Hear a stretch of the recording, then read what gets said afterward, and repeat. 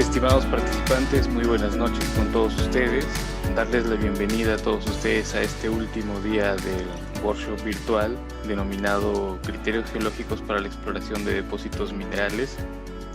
Antes de empezar, quisiéramos pedirles a todos los que están dentro de la plataforma de Zoom mantener sus micrófonos y sus cámaras apagadas para no tener inconvenientes con la exposición del ingeniero.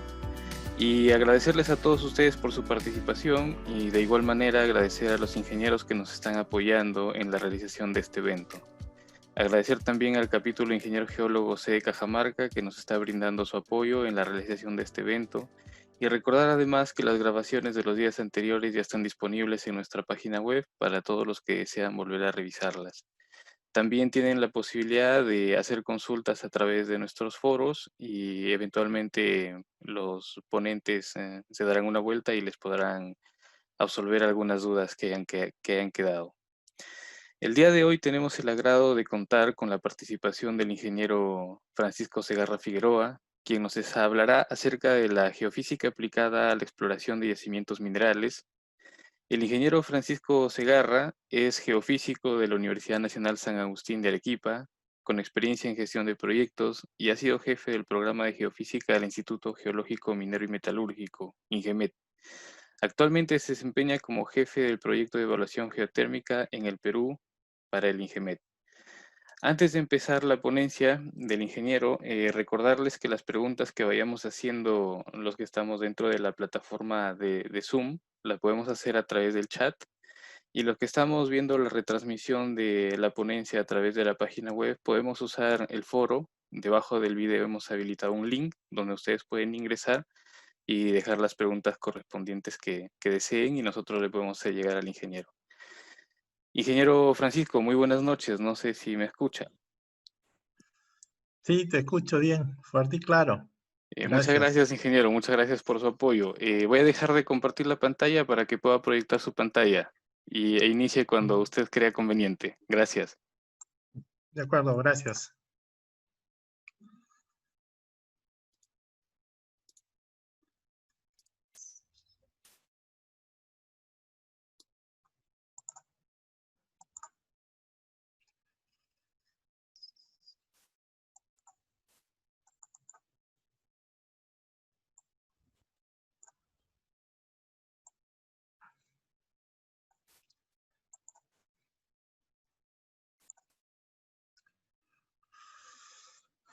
Bien, buenas noches ante todo y gracias a la oportunidad para que hoy día les pueda hablar un poco de lo que es la geofísica aplicada a la exploración minera. En realidad es un tema bastante vasto, pero hemos tratado de resumir algunos métodos que más se utilizan. Creo que no vamos a poder cubrir todos, pero algunos principales, sobre todo.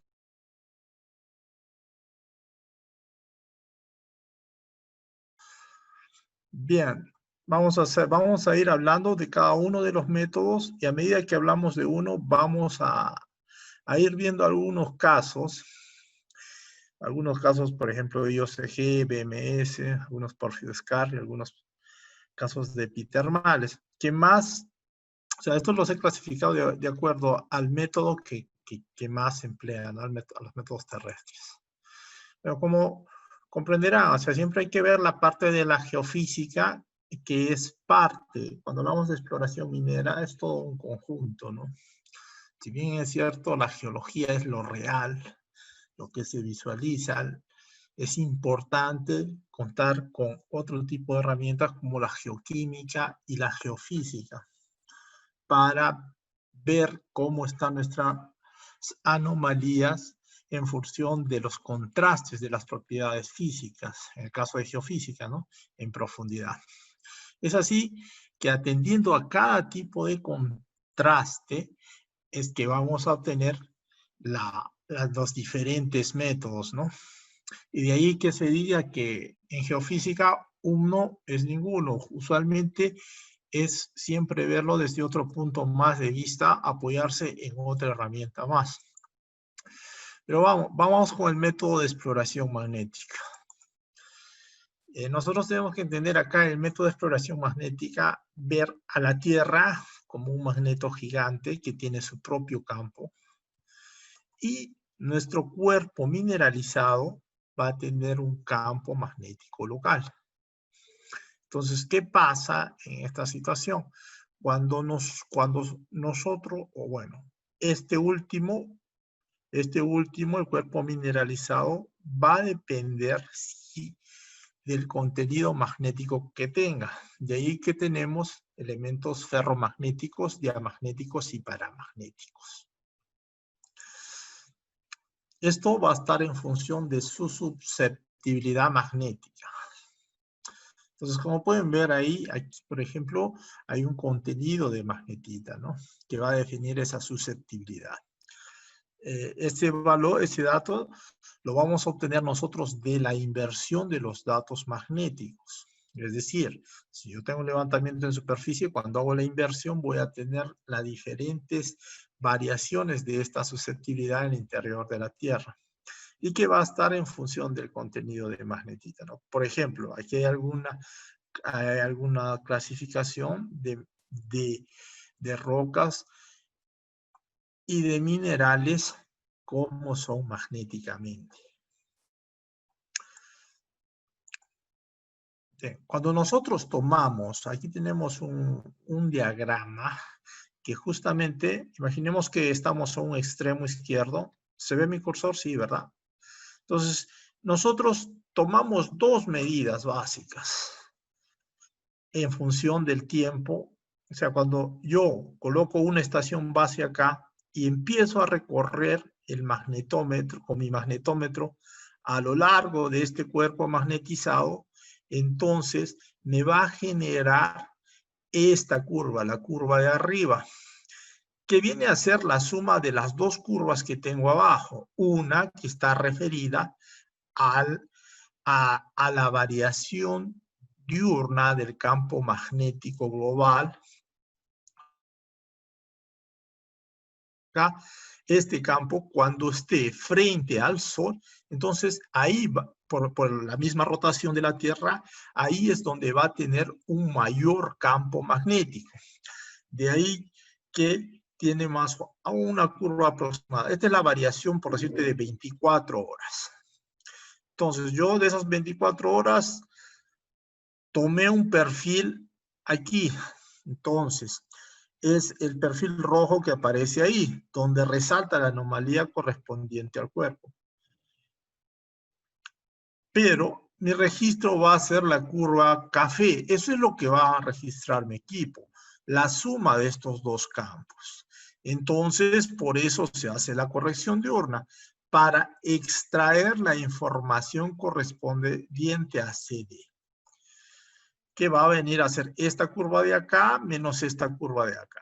Y voy a obtener la curva, o sea, del dato del móvil sin lo que varía las dos. ¿Por qué? Porque la variación diurna va a afectar a mi base y a mi móvil. Entonces, al dato por eso es que pongo una base para corregir a este móvil. Siempre en exploración magnética mínimo tienes que tener un magnetómetro de base y un magnetómetro que haga de móvil. O puedes tener 2, 3 o 4 que hagan de móviles. O puedes tener un dron que haga de móvil, o puedes tener un avión que haga de móvil. Es así que tenemos que hablar de los equipos, ¿no? De la instrumentación. Aquí, por ejemplo, tenemos magnetómetros de protones, protón de cesio. Estas son las marcas que más se utilizan. Tienen GEM-System, Geometrix, el caso de Sintrex. Estos magnetómetros son magnetómetros terrestres. Usualmente lo ideal es que cuenten con que tengan un GPS también instalado que te permita colocarte en la mochila y registrar. Tomar los datos. Hay otros que toman datos puntuales, pero lo ideal es tener estos también vienen con este dispositivo, sino que me parece que estos son más bases. Sí, este es un radiómetro, porque ahí hay dos magnetómetros. Pero también existen los magnetómetros, aquí por ejemplo en la cola del avión, o aquí en este helicóptero, o aquí adaptado para lo que son los drones, ¿no? Que están entrando con bastante fuerza.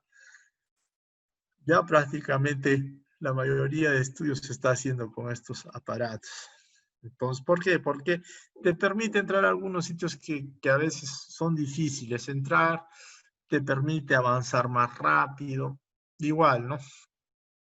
Igual, los que tienen más resolución van a ir variando. Entre los terrestres van a captar un poco más de ruido, o sea, más ruido superficial, me refiero a pequeños elementos ferromagnéticos que estén sobre la superficie, tú vas a pasar por ahí y te va a levantar un pico, ¿no?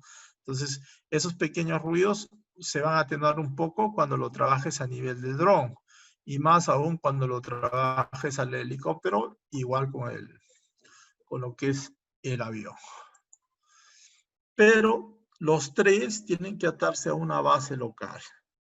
Aquí, por ejemplo, están instalando su base y esta es la curva de variación diurna que les digo.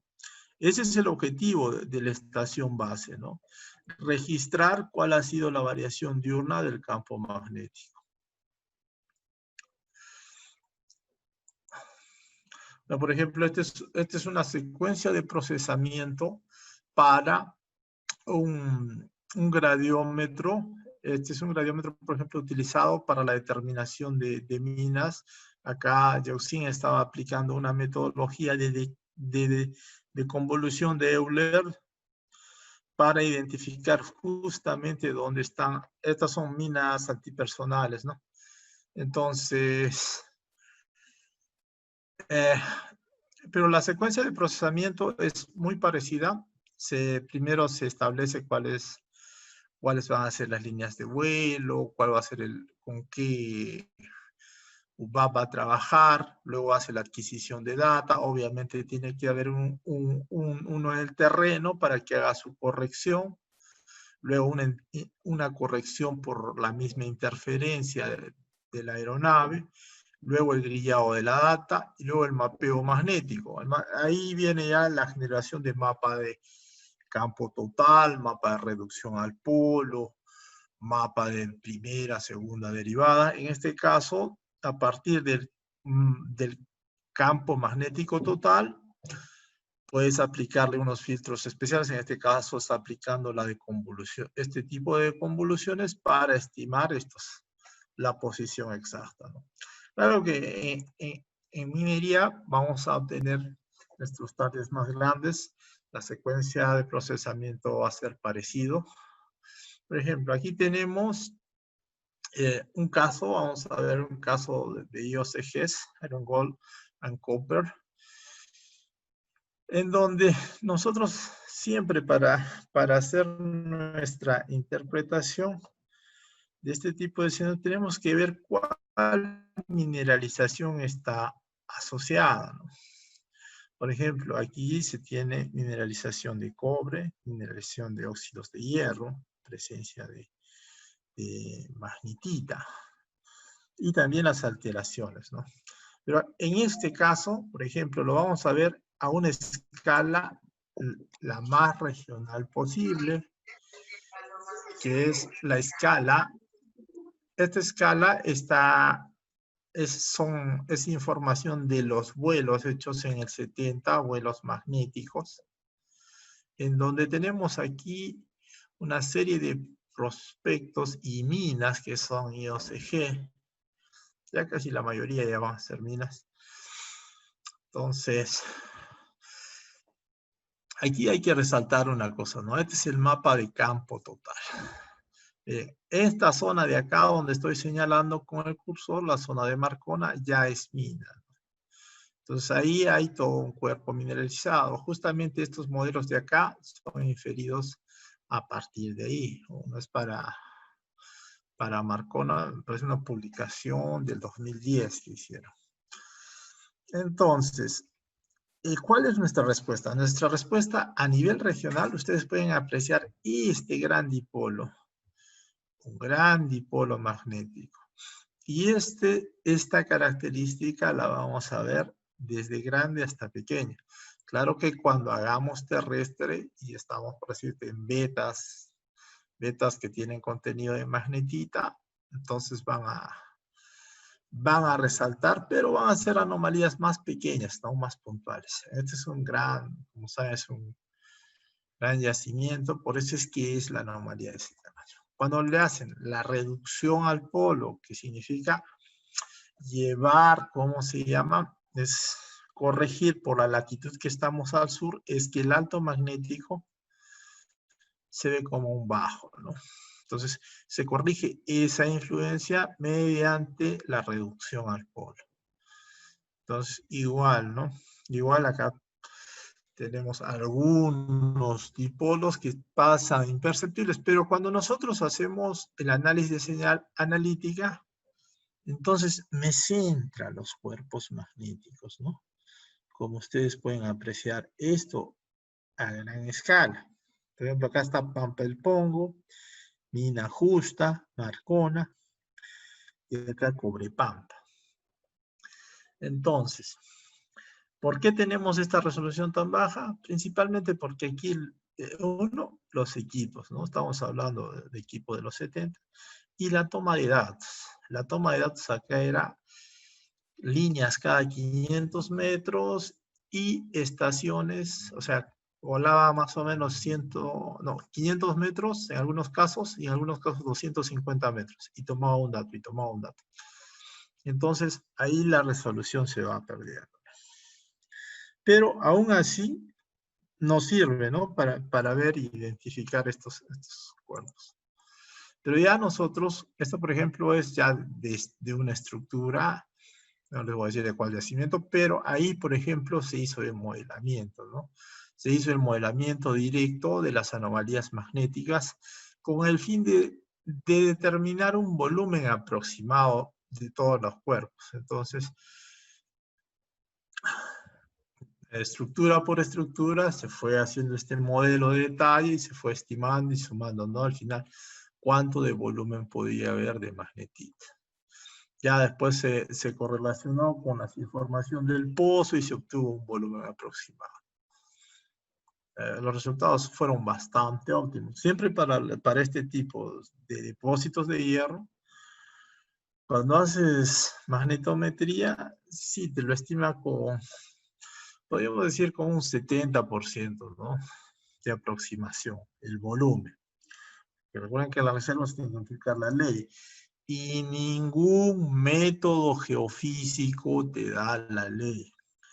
Por ahí he escuchado a unos pseudo geofísicos que venden, no, que yo te lo voy a determinar, el contenido, que yo no necesito volar por ahí, no necesito armar una grilla, que con vuelos comerciales te voy a determinar cuánto de oro, cuánto de hierro hay en el suelo. Entonces, no, ahí se ve que en realidad te están tratando de vender otra cosa, ¿no?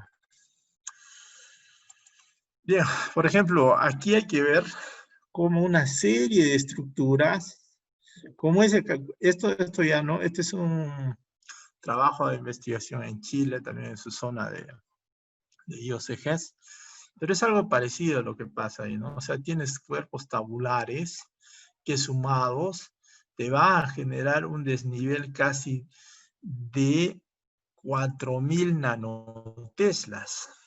Voy a enseñar la analítica, algo de, en caso de estas zonas, está por alrededor de 20, inclusive nanotesla por metro, ¿no? En caso de intensidad de campo total, estamos hablando algo de 4000 nanoteslas. Bueno, ahí tenemos lo que es el modelamiento directo, en donde la diferencia, ahí tienes la diferencia para hacer modelamiento directo y modelamiento inverso. En modelamiento directo tú le vas introduciendo los diferentes cuerpos con diferentes susceptibilidades magnéticas. De ahí que una correcta toma de datos en campo de las susceptibilidades magnéticas, ya sea del logueo, ya sea de las muestras de mano que hayan podido colectar, te van a ayudar para obtener tus modelos en profundidad. O también Otra alternativa es utilizar software como de la UVC para hacer este tipo de modelos, en donde tú le das los datos, le das la topografía y automáticamente hace el cálculo en interacciones hasta cuando tu resultado sea coherente con tu geología. Entonces tú ya debes tener ahí una visión de qué es lo que quieres obtener a partir del modelo. O sea, tú puedes, en el tema de inversión, tú puedes tener N soluciones para un mismo prospecto, un mismo problema geológico. Y esa es la situación de lo que es las inversiones. No siempre los targets son anomalías altas. Por ejemplo, vamos a ver que en el caso de los epitermales, por la misma destrucción, o sea, por la misma alteración, no van a presentar valores altos magnéticos, sino más van a estar asociados a zonas de bajos magnéticos. Vamos a ver el tema de lo que es ahora la prospección gravimétrica. ¿En qué consiste la prospección gravimétrica? Principalmente aquí es el contraste de densidades, ¿no?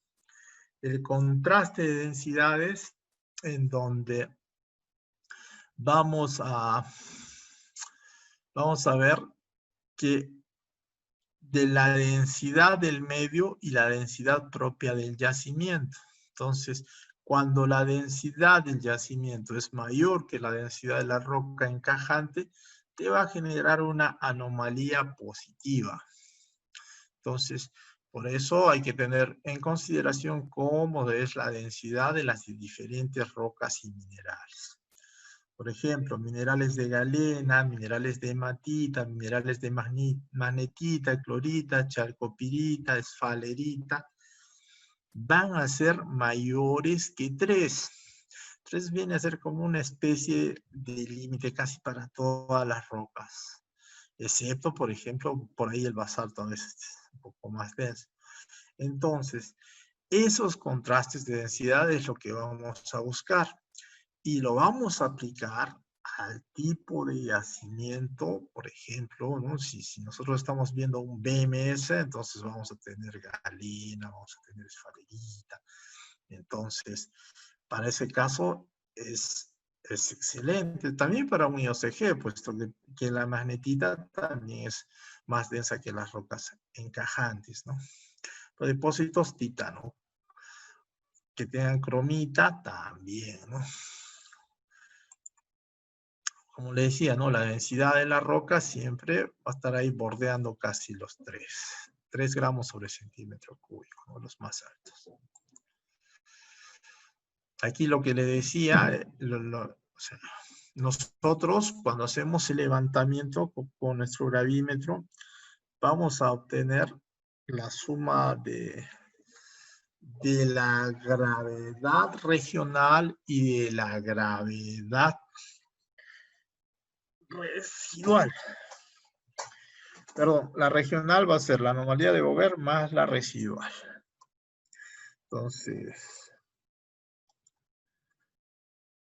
aquí, por ejemplo, tenemos los diferentes contrastes, ¿no? Por ejemplo, aquí, como decíamos antes, ¿no? Si el cuerpo tiene la misma densidad, entonces no va a generar anomalía. Si el cuerpo tiene mayor densidad, caso de los yacimientos minerales, entonces va a generar una anomalía positiva. Si el cuerpo, por ejemplo, es de hidrocarburo para agua, ¿no? Entonces, que es menos denso que la roca encajante, agua subterránea, entonces te va a generar anomalías negativas. Bien, factores, o sea, en realidad, para lo que es medidas de la gravedad, puede ser el tamaño. Mira, aquí, por ejemplo, un intrusivo que tiene una densidad 2.7 y una zona de sulfuro masivo van a tener el mismo comportamiento. La diferencia es el tamaño, ¿no? O sea, entonces, esquemáticamente, cómo te puede generar, y eso es lo que pasa en los potenciales, ¿no? Entonces, que mucho va a depender, en este caso es bien análogo en la densidad con lo que es la susceptibilidad magnética.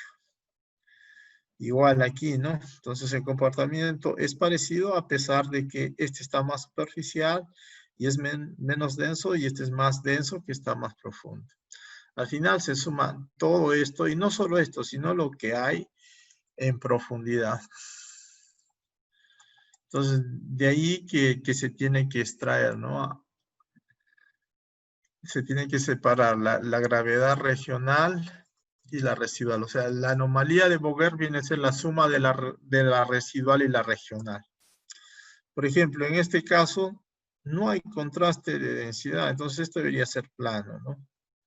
No debería formar esto. Bueno, en instrumentación, este es un método que en realidad sí se necesita sentarlo en el terreno y tomar directamente la medida. Hasta ahora no se ha trabajado, ¿cómo se llama?, con drones. Sí hay, ¿cómo se llama?, gravímetros aerotransportados, gradiómetros principalmente aerotransportados, pero son relativamente pesados, entonces todavía no hay la tecnología para los drones. Más justamente en Inglaterra están desarrollando, ya han desarrollado unas tarjetas, ya las han probado, ya no debe faltar poco para que se hable de lo que es la gravimetría con drones, y que sí sería un logro bastante rápido, porque tomar la medida con estos equipos demora un poco, hay que ser bastante meticuloso al momento de hacer la lectura, ¿no? Entre las ventajas son equipos de un alto grado de resolución en el caso de la microgravimetría. La interpretación cualitativa es relativamente, bueno, cuando ya lo tienes separado, relativamente fácil, no requiere mucha logística. Bueno, una persona y hay un apoyo suficiente, a diferencia de otros métodos que tienes que armar brigadas completas. En este método la adquisición de datos es muy exigente, se debe hacer minuciosas correcciones, se debe de hacer un control topográfico altimétrico, de ahí que se recomiende, siempre que se haga gravimetría, a la vez se tome los datos con GPS diferencial, siempre. Y bueno, los avances que se dan en esta técnica, se procesan los datos y se aumentan la precisión de los equipos con la microgravimetría.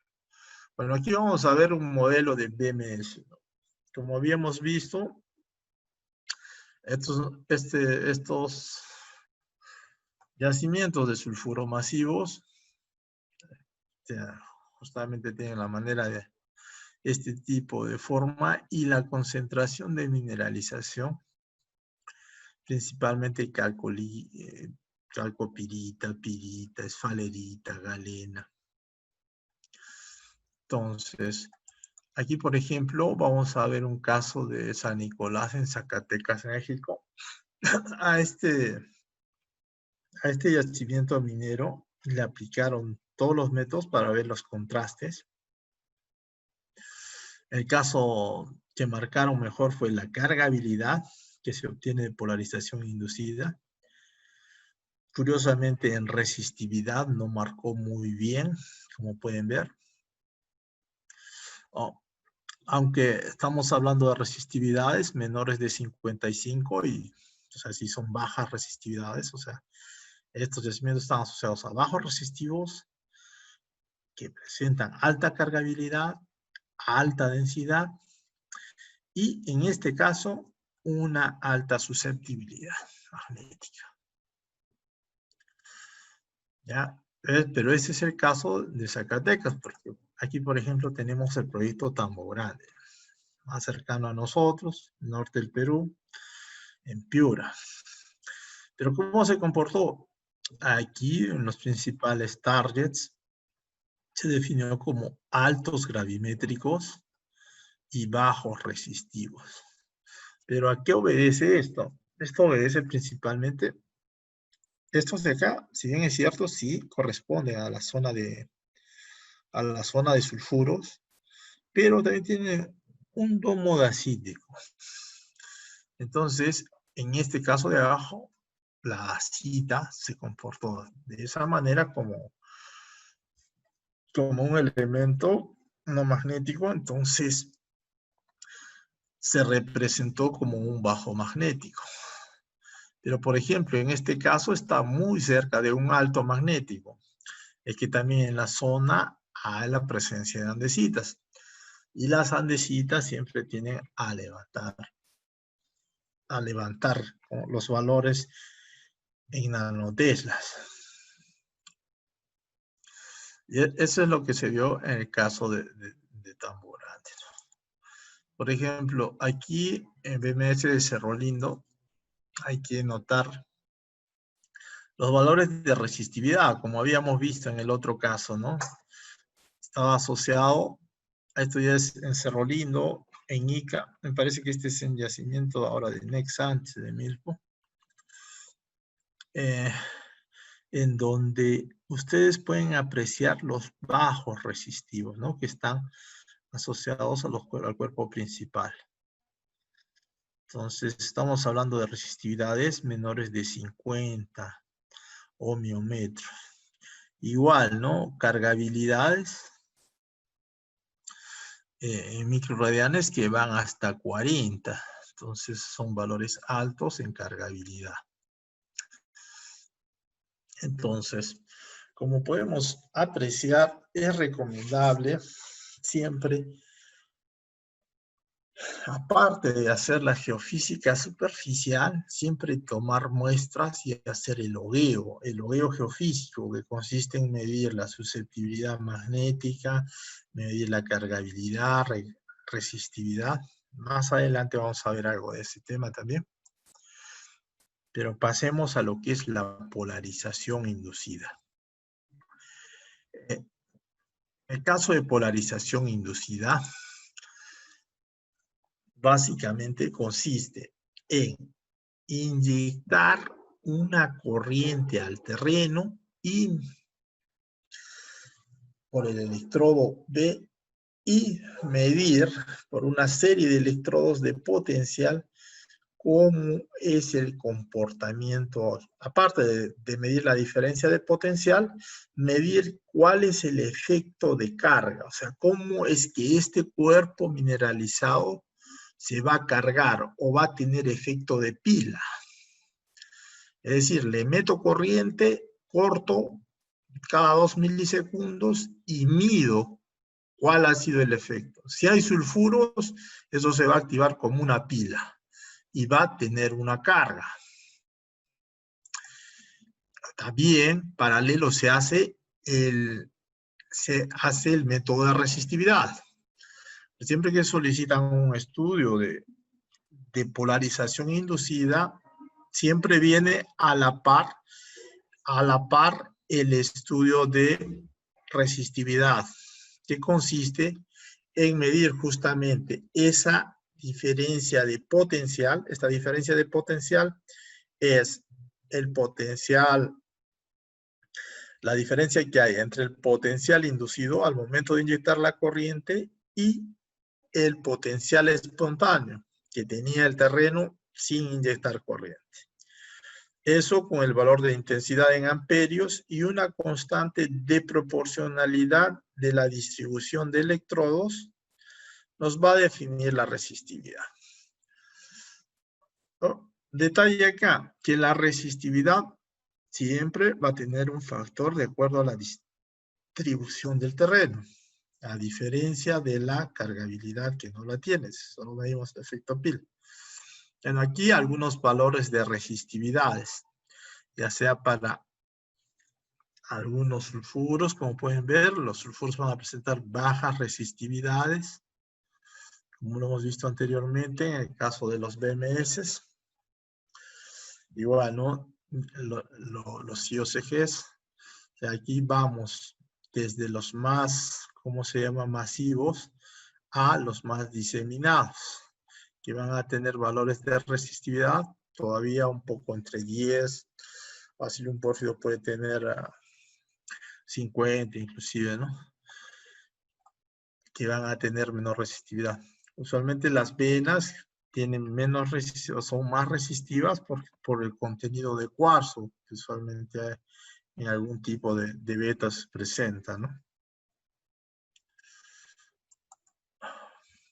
Aquí podemos ver el efecto de polarización, en donde aplicamos un voltaje y los iones se van a movilizar a través de las capas, y donde encuentren esto, ahí se va a generar el efecto pila, ¿no? Es lo que tenemos acá. Aquí tenemos un cuerpo mineralizado, entonces se va a cargar, ¿no? Y esa carga es la que vamos a medir. O sea, un registro en dominio de tiempo está constituido de esta manera. Son pulsos que se le envía cada 2 segundos. Entonces, inyectamos corriente acá y cortamos aquí. Cortamos y medimos este decay. Entonces, ese decay en azulito es la carga remanente. Eso es lo que medimos como cargabilidad en todas las curvas. Usualmente los equipos convencionales no DAS solo miden esta zona azul de cargabilidad. Los equipos los sistemas de 3D como Full Waver o DAS miden toda la onda, ¿no? O sea, tú prendes tu motor, estás pasando corriente y todo el tiempo está registrando. Y sincronizado los electrodos. Ya vamos a ver más adelante. Ya, bueno, se mide la resistividad del terreno. O sea, cuando tú estás haciendo exploración por polarización inducida, estás midiendo dos temas, ¿no? La resistividad y la cargabilidad. Entonces hay una serie de transmisores. Con esto puedes llegar hasta cientos de metros. Ahí hay discusión, cuánto se puede, cuánto no se puede, cuánto se recomienda. En lo particular les digo que he llegado a 1 kilómetro, pero necesitas equipos potentes. Y también, sobre todo, la geología es que determina. Porque tú puedes tener el equipo más potente del mundo, pero si tienes una capa superconductora en superficie, como puede ser un estrato de carbón, va a penetrar. Y la profundidad la va a marcar por donde va el carbón. Entonces, por eso mucho depende de eso, ¿no? Mucho depende de eso, de cómo es la geología, ¿no? Pero usualmente una óptima profundidad está entre 600, 500. Con estos sistemas DAS, pero es decir, hay algunos que estaban asumiendo profundidades más de 700, no, tampoco.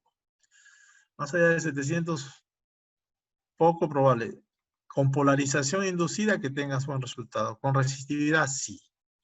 Con resistividad puedes llegar inclusive un poco más profundo. Ya. Los controles de resistividad va a ser la mineralogía, el contenido de agua, las alteraciones. Igual, ¿no? Aquí en cargabilidad, por ejemplo, no va a depender del contenido de agua, a diferencia de la resistividad. Pero sí de las alteraciones, ¿no? Por ejemplo, hay las zonas que están bien alteradas, son los yacimientos epitermales. Ahí, por ejemplo, van a tener valores de cargabilidad. No tan fuertes como la presencia de sulfuros, pero sí te va a marcar, ¿no? Entonces hay que tener mucho cuidado ahí. Inclusive, cuando estás en epitermales de alta, un mejor indicativo suele ser la resistividad, ¿no? Los altos resistivos. Pero tienes que buscar también altos resistivos con altos cargables. Entonces, ahí. Pero si tienes alta cargabilidad y baja resistividad, podría ser una arcilla, ¿no? Todo depende del contexto geológico, como decimos. Aquí, por ejemplo, tenemos una metodología que tenemos buen tiempo aplicando, es la metodología IP, este es de Bob White, la hemos aplicado casi como 15 años. Antes que hagan los equipos de IP-DAS, aplicábamos ya este esquema de 3D. Usualmente con estos equipos, los LREC Pro, estos son equipos de origen francés. Y un buen generador, usualmente Hantec, de origen canadiense, te permite tener buenos registros y a una profundidad aceptable. Hay otras metodologías para la adquisición, tanto 2D como 3D. Tienes la metodología dipolo-dipolo, la metodología de gradiente, metodología de Slumber, 3D que les decía paralelo. Aquí, por ejemplo, nuestras líneas están cada 200, tienes las líneas de transmisión y tienes tus líneas receptoras. Entonces, ¿qué es lo que te va a determinar finalmente la profundidad? O sea, le llaman offset porque estos de acá te van a permitir ir más lejos. O sea, si consideras este punto extremo de transmisor a este dipolo, entonces vas a estar más lejos. Entonces, con esa información va a ser más profundo. A medida que está más lejos, más profundo. Y también más difícil de que le hagas llegar corriente a esos dipolos de potencial. Bien, vamos a entrar a ver ahora lo que es el IP-DAS. Actualmente ya se fabrica, son 2 empresas que fabrican estos sistemas, que nació, en realidad los primeros trabajos de esto, Newmont realizó los primeros estudios. Ya estamos hablando de hace más o menos casi 20 años. Pero recién se está saliendo a comercializar esta tecnología en los últimos 5 años, ¿no? Entonces, que es una variante que te permite algunas ventajas, como tú puedes poner tus receptores independiente de las líneas, ya que va a tener un receptor de GPS. Otro detalle es que tu corriente la vas a poder sincronizar con tus receptores, de tal manera que tú le puedes aplicar una serie de filtros a toda tu onda eléctrica que estás emitiendo y que estás recibiendo en tus diferentes receptores. Los arreglos, esto está diseñado exclusivamente para hacer, ¿cómo se llama? 3 dimensiones. Y en este caso, por ejemplo, también para salvar. Usualmente a veces tienes estos picos. Cuando estás haciendo tu control de calidad en un convencional te aparecen estas cosas. Entonces, y esto, por ejemplo, el convencional no te permite hacer reprocesamiento. En este caso sí. ¿Para qué? Para obtener un decay. Esta es la curva de caimiento, o sea, esta es la carga. Y se da, por ejemplo, en este caso en milivoltios sobre voltio. Y esta carga va a variar con el tiempo. Entonces, cuando trabajas con te permite filtrar mejor tus datos, ¿no? Sacar esos detalles. Bueno, y también te permite tener más datos, ¿no? Porque la diferencia es que vas a introducir corriente, vas a registrar en 1, 2 dipolos. O sea, vas a registrar en toda esta malla. Por cada punto en toda la malla. Por cada punto en toda la malla. Y también lo puedes configurar por diferentes arreglos. Estos pueden estar haciendo polo-polo por un determinado momento. Pueden estar haciendo polo-dipolo. Pueden estar haciendo Slumber and Burner. Y al final le dices, muéstrame toda la data y vas a tener una nube de datos. Entonces, te permite tener también discriminar más datos, puedes establecer controles de calidad y tener más información del terreno. Mientras más información tengas del terreno, tus modelos van a salir más precisos. Entonces, de más decir que este sí es más avanzado del anterior método 3D que se utilizaba. Pero todo depende de esto, ¿no? De cómo preparas en el terreno tus electrodos. El trabajo de campo siempre lo tienes que hacer bien. Todo depende de eso, de las conexiones, de armar bien tu infinito, de buscar un buen infinito para que puedas transmitir corriente en el caso de polo-dipolo. Eso siempre va a ser necesario en el terreno, ¿no? Bueno, en lo que es el tema de procesamiento de datos, abarca desde un control de calidad. El control de calidad va a salir desde la transferencia de tus datos, pero antes tienes que acreditar ese control de calidad. ¿Cómo lo acreditas? Con certificación, ¿no? Donde están certificados tus procedimientos, un ISO, o que estás homologado para hacer este tipo de estudios, ¿no? Y también lo que es el control de calidad ya en campo, ¿no? Entonces tienes que ver las resistencias de contacto, las caídas de potencial, tus análisis de voltaje primario, si le está llegando corriente hasta el último electrodo. Ya en la fase de preprocesamiento de datos, chequear cómo están las pseudosecciones, dónde tienes errores ahí, errores de campo. Luego hacer el procesamiento ya y generar tus secciones y tus mapas y tus vistas en 3D de cargabilidad. Bueno, por ejemplo, para hacer las inversiones puedes utilizar este software. Este es de Yotomo, pero también hay, a la fecha hay una... tienes de software ruso, de Alex Kaminsky, tienes software de Yotomo, tienes software de la UBC, tienes software de AGI también, de AirLab. Entonces, cada día inclusive salen más. Hoy día estaba revisando y había uno que nunca había visto, la verdad. Y bueno, y también las universidades continuamente andan desarrollando, mejorando estos softwares para poder obtener imágenes reales, más reales, ¿no? De lo que es la variación de la resistividad y la cargabilidad. Este es, por ejemplo, lo que es Yotomo. Y ahí sus pseudo secciones y sus modelos invertidos. ¿En qué consiste? O sea, consiste más que todo en obtener, a partir de pseudo valores, obtener valores reales tanto para la resistividad como para la cargabilidad.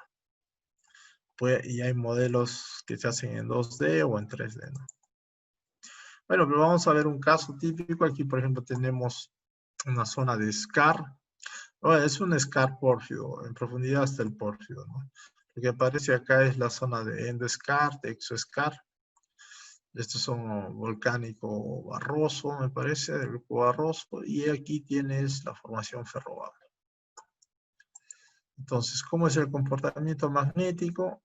Los saltos magnéticos siempre están en las zonas del exoscar. Como podemos ver, perdón, del exoscar. Entonces, pero vemos, miren, esta aureola que está por acá, ¿no? Entonces, esa aureola ya nos está diciendo algo. Usualmente, ese tipo de anomalía, tipo DONA, se asocia justamente a los yacimientos tipo pórfido, ¿no? En donde el núcleo del pórfido, como es conocido por ustedes, siempre tiene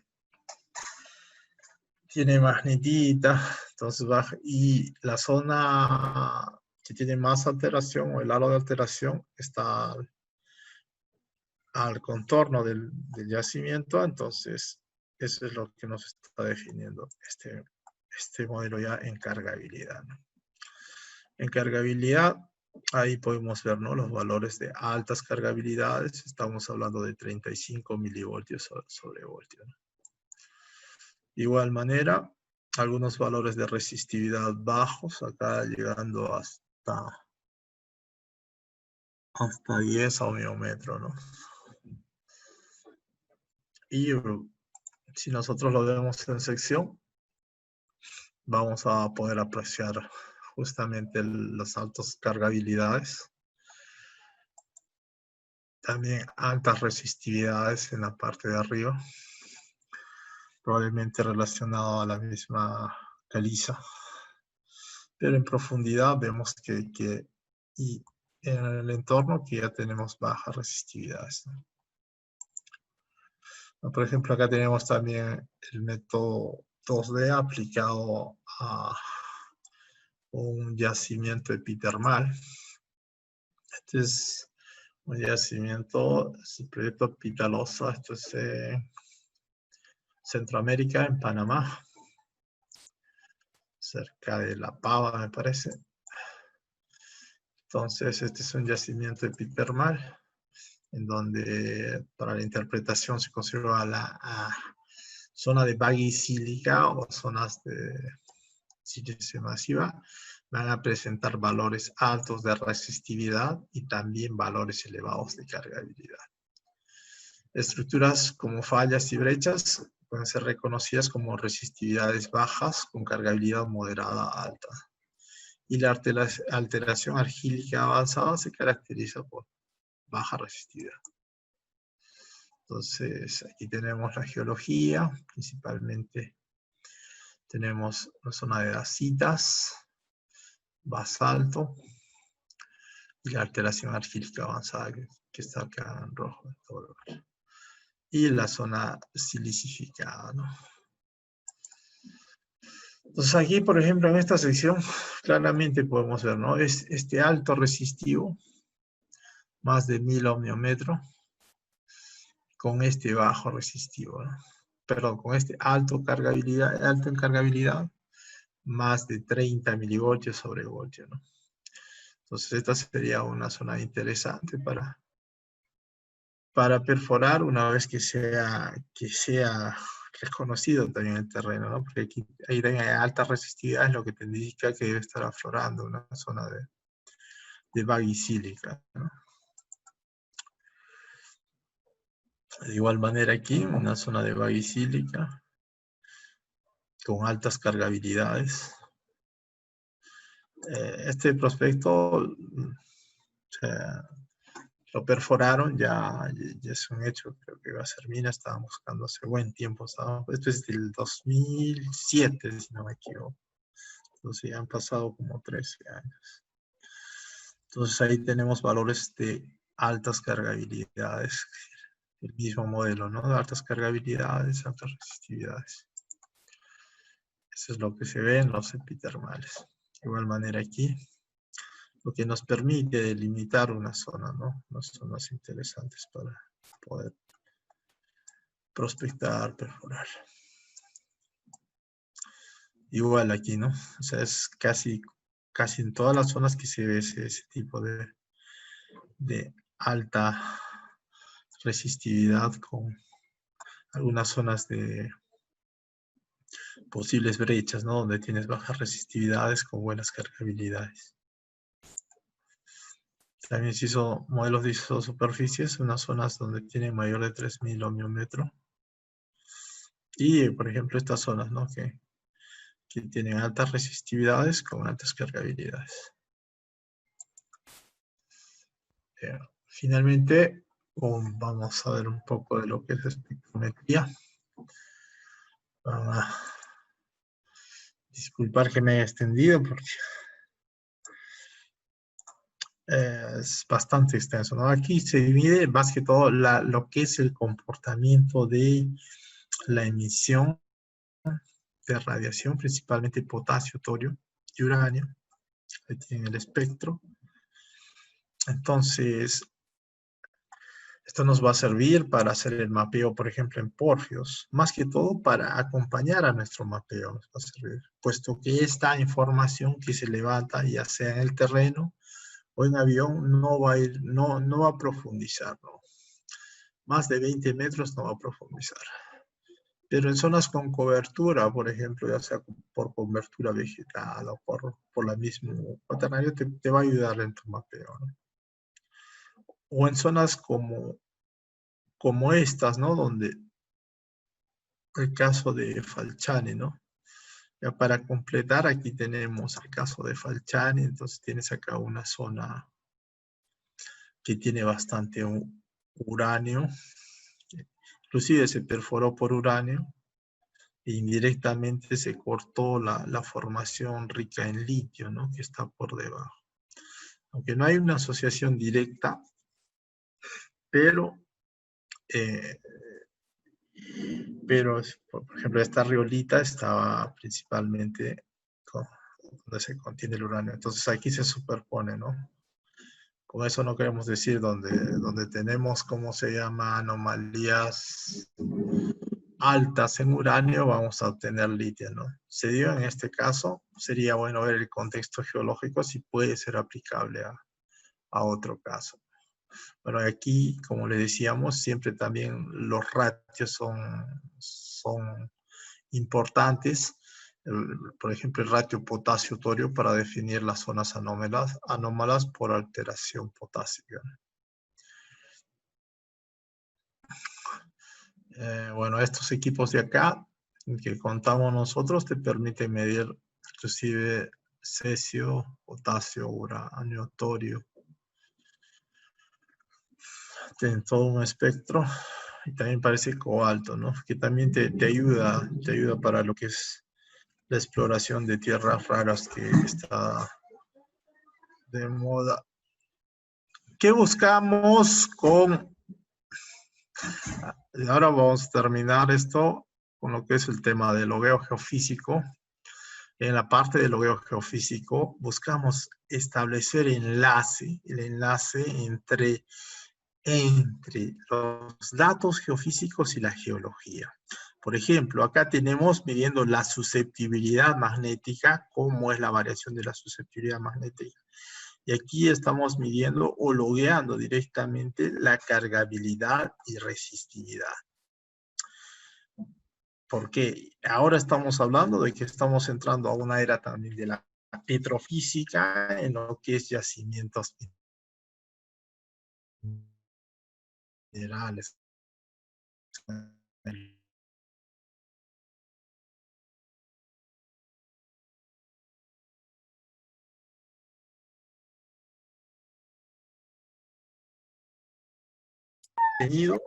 Un contenido químico de alguna ley con una variación de la susceptibilidad y podemos correlacionarlos, ¿no? Entonces lo que se trata es siempre llegar a un modelo geológico, ¿no? Pero en este tiene su alcance tratando de utilizar todas las herramientas geofísicas apuntando ahí. Pero siempre hay que ver un modelo convergente como son los modelos difusos de integración. Por ejemplo, aquí se ha asignado pesos a diferentes propiedades, ya sea susceptibilidad magnética y la geología superficial de estructuras, para poder definir mejor los targets. Entonces, ya con más certeza tú y con diferentes pesos que le has asignado, ya estás integrando en este modelo.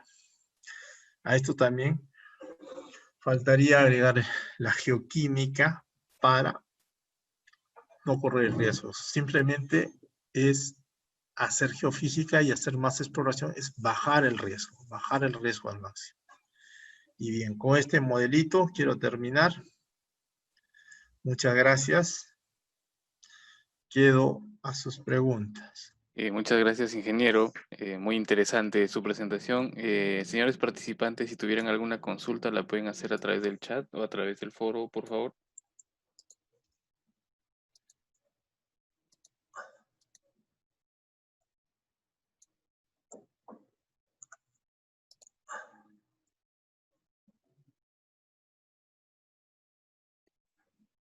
Alexis Herrera nos pregunta si conoce el método Titan 24, ingeniero. Sí, el Titan 24 de Quantec es una herramienta que engloba dos métodos, el método de cargabilidad que les he explicado y también el método de resistividad, pero por magnetotelúrica. Es por eso que alcanza mayores profundidades. Justamente me hubiese gustado hablar más, pero me queda pendiente y compromiso capaz para otra charla, hacer todo lo que es los métodos aéreos y electromagnéticos. Dentro de ellos está el MT, el TDM, el CSANT, y justamente el Titan es una variante de ellos, ¿no? Y es una muy buena herramienta, por ejemplo, en el ejemplo que le mostraba de Cerro Lindo, ahí por ejemplo han aplicado. Y con buenos resultados, ¿no? Buenos resultados.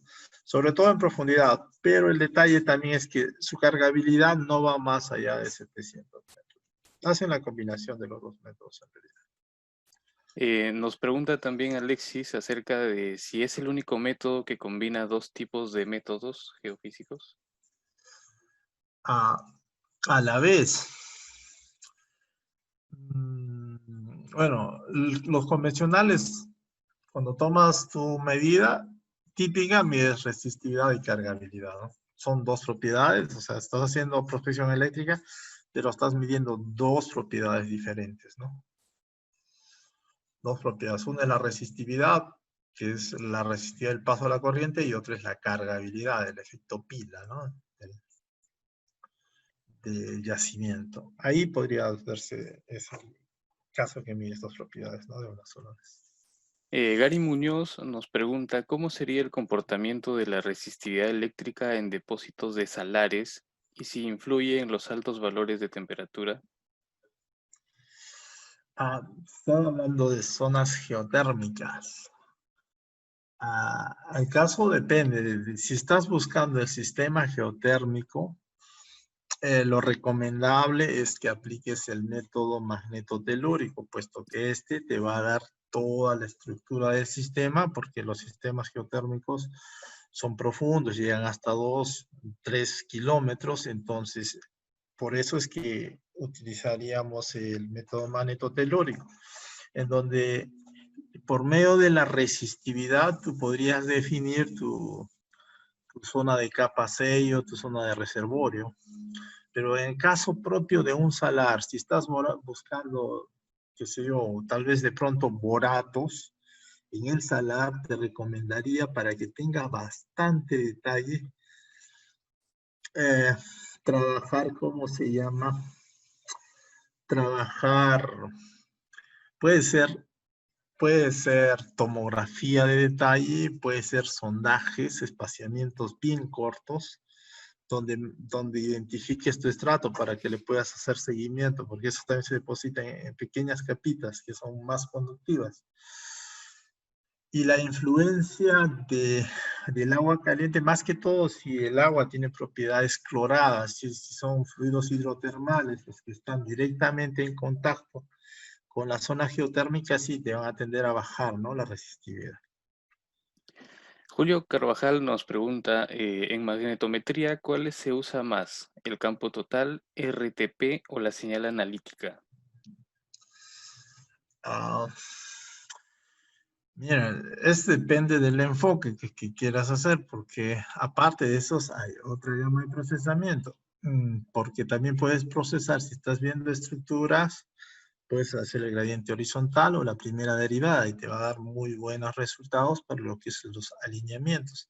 Si estás viendo cómo se llama mineralización propia de un IOCG, en donde quieres identificar más o menos los límites del cuerpo, una señal analítica te puede dar buenos resultados. Para el caso también de los pórfidos, ¿no? Eh, Depende de lo que quieras, la verdad, pero sí, cada uno tiene su procesamiento especial. William nos pregunta, buenas noches ingeniero, muy buena presentación.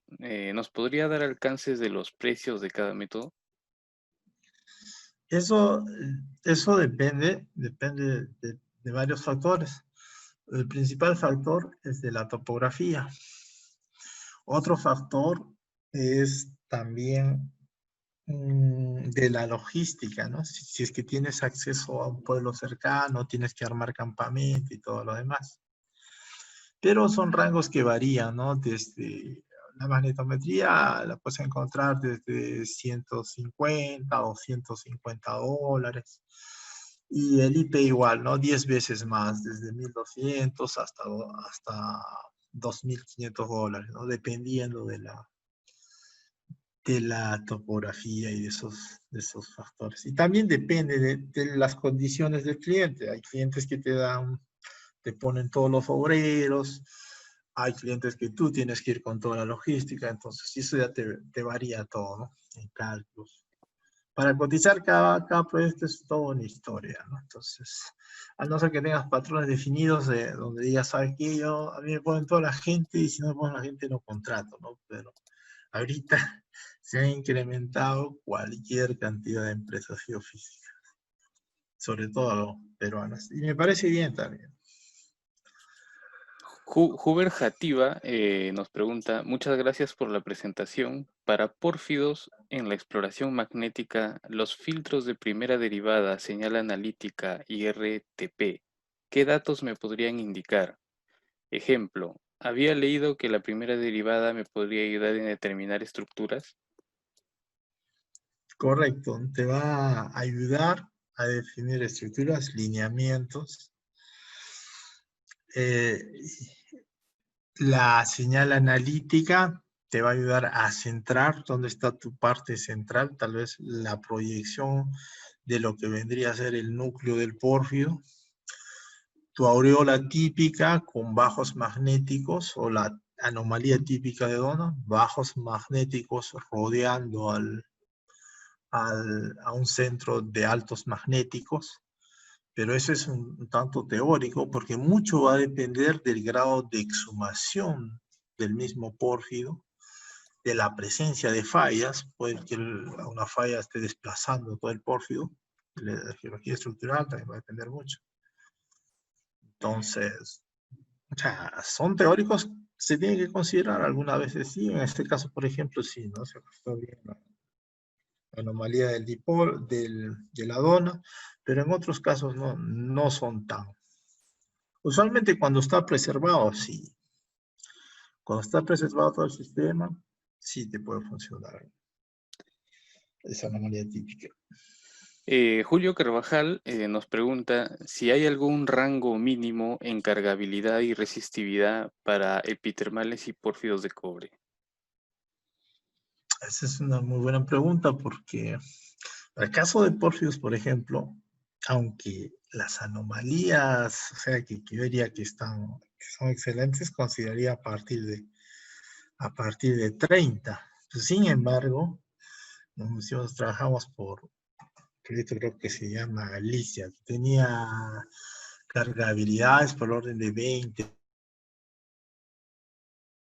perforaron y tuvieron muy buenos resultados. En el caso de los epitermales, yo apuntaría más por las altas resistividades. Te van a definir mejor las zonas de basílica, ¿no? Que estás buscando. Claro que si tiene cargabilidad por arriba de 20, 25, ya va a ser interesante también estar.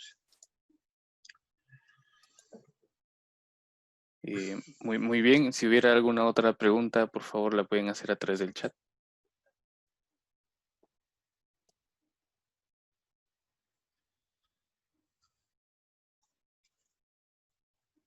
Bueno, ingeniero Francisco, agradecerle por su apoyo en la realización de este evento. La charla ha sido muy interesante.